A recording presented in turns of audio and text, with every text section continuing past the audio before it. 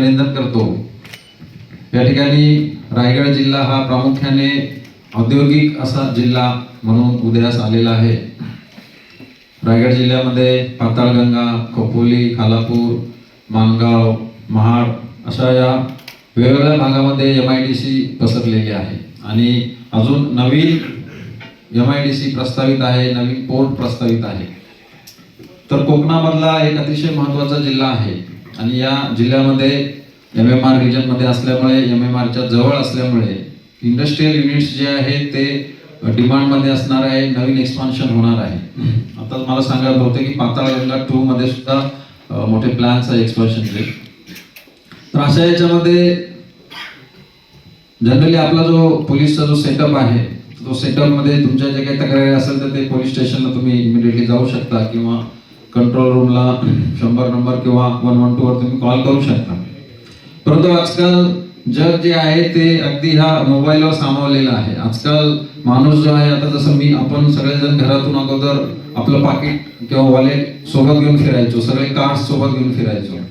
परंतु मागच्या 4-5 वर्षात डिजिटल पेमेंटची इतकी भारतामध्ये क्रांती झाली आहे की आता कोणीही वॉलेट किंवा कार्ड्स सोबत घेऊन आपण फिरत नाही। आपल्याकडे आपला फक्त मोबाईल असतो, कुठेही काही असेल तर आपण जीपे करतो, डिजिटल पेमेंट करतो।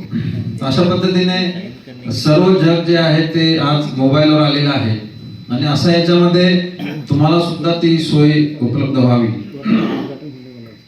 आणि मी मगाशी जसं सांगितलं की तुम्ही पोलीस स्टेशनला जाण्याऐवजी आता रायगड पोलीस तुमच्या मोबाईल मध्ये आलेले आहे।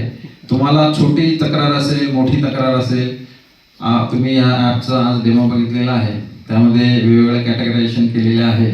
तर त्यामध्ये हाय रिस्क आणि लो रिस्क असे केलेले आहे की हाय रिस्क म्हणजे तुम्हाला इमिडिएट मदत पाहिजे आहे, तर त्यामध्ये, आणि लो रिस्क म्हणजे की तुम्ही ऍप्लिकेशन केलेलं आहे पोलीस स्टेशनला, तुम्हाला बंदोबस्त पाहिजे आहे परंतु त्याला वेळ लागतो आहे, तर तुम्ही या ऍपद्वारे सुद्धा ते ऍप्लिकेशन करू शकता आणि इमिडिएटली त्याची दखल पोलीस अधीक्षक कार्यालयाकडून घेतली जाईल। तर अशा पद्धतीने एक नवीन असा प्रयत्न, नवीन असा उपक्रम या ठिकाणी रायगड जिल्ह्यामध्ये करण्यात आलेला आहे। माननीय मुख्यमंत्री महोदयांनी काही दिवसापूर्वी मीटिंग घेऊन सर्वांना अतिशय स्ट्रिक्ट अशा सूचना दिलेल्या आहे की आपल्याला महाराष्ट्रात जर प्रगती करायची असेल तर इंडस्ट्रियल डेव्हलपमेंट, इंडस्ट्रियल इन्व्हेस्टमेंट हे आणणं खूप गरजेचं आहे।